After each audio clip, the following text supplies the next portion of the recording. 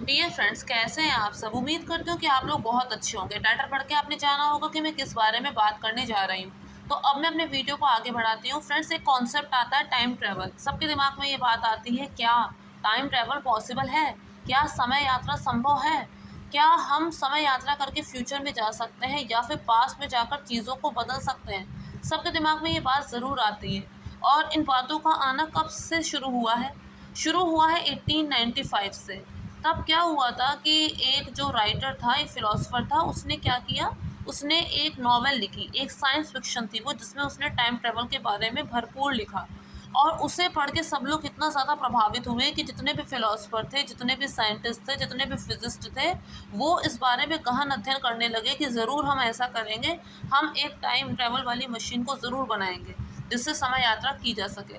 अब हम बात करेंगे कि क्या समय यात्रा करके हम फ्यूचर में जा सकते हैं या फिर पास्ट में जा सकते हैं, और क्या ये हमारे लिए फ़ायदेमंद होगा या नुकसानदेह होगा, इसके बारे में हम आगे बात करेंगे। तो इसलिए वीडियो को शुरू से लेके एंड तक ज़रूर देखिएगा, बीच में स्किप मत कीजिएगा। तो बात करते हैं कि फ्यूचर में ट्रैवल ट्रैवल करने के क्या क्या तरीके हैं। सबसे पहला तरीका तो ये है वन वे ट्रैवल, यानी कि हम फ्यूचर में जा तो सकते हैं, लेकिन जिस कंडीशन से हमने यात्रा शुरू की है उसी कंडीशन में हम वापस आ नहीं सकते। सपोज़ कीजिए कि कोई इंसान फ्यूचर में ट्रैवल करके चला गया, लेकिन उसके बाद वो वापस अपनी उसी जगह पर नहीं आ पाया जहाँ से उसने यात्रा शुरू की थी। और जब वो बहुत साल आगे फ्यूचर में चला गया तो उससे पता चला कि अब उसके माता पिता हैं ही नहीं। तो ये होता है वन वे ट्रैवल। दूसरे तरीके से हम कुछ इस तरह से समझ सकते हैं कि जैसे इंस्टेंट टाइम ट्रैवल। सपोज़ कीजिए कोई दीवार है और जैसे हमने उस दीवार को लांघा, हम पहुंच गए फ्यूचर में एकदम से। तो वो होता है इंस्टेंट टाइम ट्रैवल। तीसरा टाइम ट्रैवल ये होता है, जैसे हम ये समझ सकते हैं कि हम तो स्थिर वैसे ही खड़े हैं, हमें कोई चेंजेस नहीं आए, लेकिन हमारे आसपास की चीज़ें बदल गई जब हमने टाइम ट्रैवल किया। सपोज़ कीजिए हम खड़े हैं, हमने टाइम मशीन में प्रवेश किया, हमने बटन दबाया, हम जहाँ थे हम वहीं हैं, लेकिन 10 साल बाद या 20 साल बाद हमारे आसपास जो चीज़ें हैं वो नहीं है, क्योंकि 10 साल बाद 20 साल बाद वहाँ क्या होगा ये हमें नहीं पता। हम तो फ्यूचर में ट्रैवल कर चुके हैं। तो एक टाइम ट्रैवल जो होता है वो इस तरह का होता है। इसके अलावा टाइम ट्रैवल का एक और तरीका है, वो बहुत ही स्लो टाइम ट्रैवल होता है।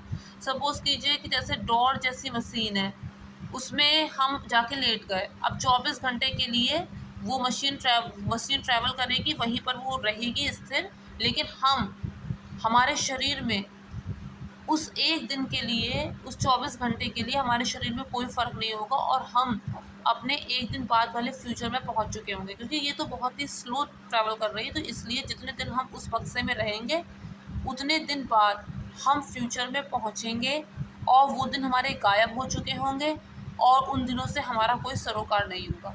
इसके अलावा टाइम ट्रैवल के और भी तरीके हैं, जैसे हम समझ सकते हैं कि क्रायो स्लीप, यानी कि एक माइल्ड आप समझ सकते हैं शीत निद्रा। एक माइल्ड शीत निद्रा आप समझ सकते हैं, एक हल्की सी शीत निद्रा आप समझ सकते हैं कि हम एक ऐसे कंडीशन में पहुंच गए कि जहां पर हमारा एजिंग का जो सिस्टम था वो एकदम धीमा पड़ गया, जैसे बॉडी फ्रीज हो गई। शीत निद्रा में चले गए, ना कुछ खाना ना पीना, और हमारा जो शरीर है उसमें किसी भी तरह का केमिकल रिएक्शन वर्क नहीं किया। तो इस पर नासा काम भी कर रहा है कि एक तरह की जो है स्लीप में भेज दिया जाए एस्ट्रोनॉट्स को 2 हफ्तों के लिए, 4 हफ्तों के लिए, और उसके बाद जब वो अपनी आँखें खोलेगा तो वो फ्यूचर में आ चुका होगा और उसके जो शरीर होगा वो वैसे का वैसा ही यंग होगा जैसा वो 2 हफ्ते पहले था। तो इस तरह से हम फ्यूचर में ट्रैवल कर सकते हैं। अब बात आती है कि हम किस तरह से फ्यूचर में ट्रैवल कर सकते हैं। ये तो तरीके हुए ट्रैवल करने के, लेकिन किस तरह से हम फ्यूचर में ट्रैवल कर सकते हैं। तो ये आइंस्टाइन की जो स्पेशल थ्योरी ऑफ रिलेटिविटी थी वो हमें बताती है कि हम फ्यूचर में किस तरह से ट्रैवल कर सकते हैं। आइंस्टाइन ने टाइम डायलेशन का कॉन्सेप्ट दिया। इससे पहले न्यूटन कह रहे थे कि टाइम स्थिर रहता है, चाहे हम पृथ्वी में हैं तो भी टाइम वही रहेगा, चाहे हम आकाश में हैं तो भी टाइम वही रहेगा। लेकिन आइंस्टाइन ने कहा कि ये सही नहीं है। टाइम एक नदी की तरह है, जैसे नदी का पानी कभी स्पीड अप हो जाता है, कभी नदी का पानी धीमा पड़ जाता है, उसी तरह से टाइम घटता और बढ़ता रहता है। ये इस बात पर निर्भर करता है कि स्पीड कितनी है, और ये इस बात पर निर्भर करता है कि ग्रेविटेशनल फोर्स कितना है। सपोज़ कीजिए हम धरती पर बैठे हैं, हमारे हाथ में घड़ी है, और एक आदमी घड़ी लेके एरोप्लेन में बैठ गया और उस एरोप्लेन से पृथ्वी का एक चक्कर लगा के वापस आ गया। तो हम उन दोनों घड़ियों को कंपेयर करेंगे तो जो एरोप्लेन वाली घड़ी है उसका टाइम कुछ नैनो सेकंड पीछे होगा एज कंपैरिजन विद उस घड़ी की जो घड़ी पृथ्वी पर होगी। ऐसा क्यों हुआ? क्या दोनों घड़ी अलग अलग टाइम दिखाने लगी? नहीं, ऐसा जो आइंस्टीन की स्पेशल थ्योरी ऑफ रिलेटिविटी थी उसकी वजह से हुआ।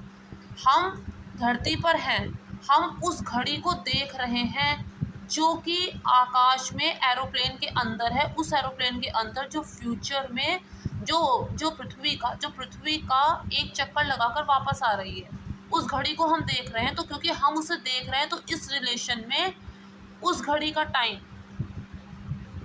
कुछ धीमा होगा, उस घड़ी का जो टाइम होगा वो कुछ धीमा होगा एज कंपैरिजन विद उस घड़ी के जो घड़ी की हमारे पास है। अब जैसे सैटेलाइट है, वो पृथ्वी के चारों ओर चक्कर लगाता रहता है, वो सैटेलाइट पृथ्वी के ग्रेविटेशनल फोर्स से भी थोड़ा दूर होता है। तो वो जो सैटेलाइट वाली घड़ी होती है और जो घड़ी यहाँ पृथ्वी पर होती है, उन दोनों के टाइम्स में अंतर होता है टाइम डायलेशन की वजह से। और उस घड़ी उस घड़ी को अपडेट करना पड़ता है, क्योंकि अगर हम उस घड़ी को अपडेट नहीं करेंगे तो पृथ्वी पर टाइम कुछ और होगा और वहाँ पे जहाँ पे रिकॉर्डिंग हो रही है आकाश में वहाँ टाइम कुछ और होगा, जिस वजह से जीपीएस का कम्युनिकेशन पॉसिबल नहीं है। तो ये भी एक वजह है जिससे ये वाली बात साबित होती है कि टाइम डायलेशन होता है। अब किस तरह से हम फ्यूचर में ट्रैवल कर सकते हैं? अगर एक ऐसा स्पेस क्राफ्ट बनाया जाए, एक ऐसा स्पेस क्राफ्ट बनाया जाए जो लाइट की स्पीड पे ट्रैवल करे, तो इतनी तेज़ी से जब वो ट्रैवल करेगा तब हम अपने फ्यूचर में पहुंच सकते हैं। सपोज कीजिए कि स्पेस क्राफ्ट ऐसा बनाया जो लाइट की स्पीड से ट्रैवल किया और 10 साल हम उस स्पेस क्राफ्ट में स्पेस में ही रहे। हम जब वापस लौट कर आएंगे तो पृथ्वी में 9000 साल का समय बीत चुका होगा। लेकिन ऐसा स्पेसक्राफ्ट बन जाए ये कहाँ पॉसिबल है, लेकिन इम्पॉसिबल भी नहीं कह सकते। हो सकता है आज के ब्राइट स्टूडेंट आगे जाकर इस तरह का कोई स्पेसक्राफ्ट बना ही दे। अब टाइम डायलेशन ग्रेविटेशनल फोर्स की वजह से होगा, इसे हम कैसे समझ सकते हैं? सपोज कीजिए स्पेस टाइम का एक फैब्रिक है, एक मैश है, एक जाल है, उस पर बॉल गिरी, वो बॉल है प्लैनेटरी ऑब्जेक्ट। तो वो बॉल जितनी भारी होगी उतना एक कर्व डेवलप होगा, और जितना वो कर्व डेवलप होगा उतना टाइम डायलेशन होगा, उतना टाइम स्लो चलेगा। हम किसी ऐसे ऑब्जेक्ट के पास चले जाएं जिसका ग्रेविटेशनल फोर्स बहुत ज़्यादा है, जैसे कि जुपिटर का ग्रेविटेशनल फोर्स बहुत ज़्यादा है एज कंपैरिजन विद पृथ्वी, सन का ग्रेविटेशनल फोर्स बहुत ज़्यादा है एज कंपैरिजन विद पृथ्वी, और सबसे ज़्यादा तो ब्लैक होल का ग्रेविटेशनल फोर्स सबसे ज़्यादा है। लेकिन ब्लैक होल के पास जाके कोई ज़िंदा बचेगा ये नहीं, वो हमें नहीं पता। लेकिन किसी ऐसे ऑब्जेक्ट के पास हम पहुंच जाए जिसका ग्रेविटेशनल फोर्स बहुत ज़्यादा होगा, वहाँ पर हम अपने फ्यूचर में जा सकते हैं, उसके पास जाकर रहेंगे। तो जब हम वापस लौट कर आएंगे तब हम देखेंगे कि कई हज़ार साल बीत चुके हैं। अब बात आती है कि हम तो सिर्फ फ्यूचर की बात कर रहे हैं, पास्ट में कैसे? तो जो साइंस में इसका भी जवाब है।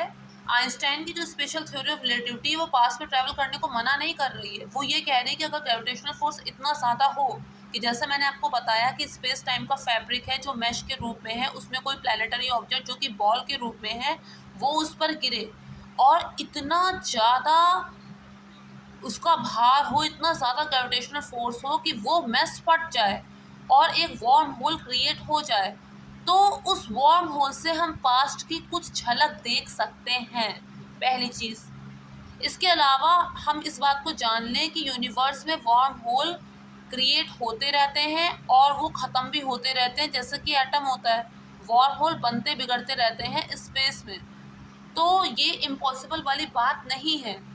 लेकिन जो वार्म होल होते हैं उसका साइज़ बहुत छोटा होता है, एटम के साइज़ का बहुत छोटा साइज़ होता है। लेकिन यहाँ मैं बात कर रही हूँ कि जैसे स्पेस टाइम का फैब्रिक है, मैश है, उसमें कोई प्लैनेटरी ऑब्जेक्ट जिसका कि ग्रेविटेशनल फोर्स बहुत ज़्यादा है वो गिरे और वो पर्दा फट जाए, तो उस छेद में से हम पास की झलक देख सकते हैं। और ट्रैवल करना कैसे पॉसिबल है? ट्रैवल करना इस तरह से पॉसिबल है कि हमें उतनी ही निगेटिव एनर्जी मिल जाए, यानी कि जितना ग्रेविटेशनल फोर्स है उतनी ही हमें नेगेटिव एनर्जी और मिल जाए।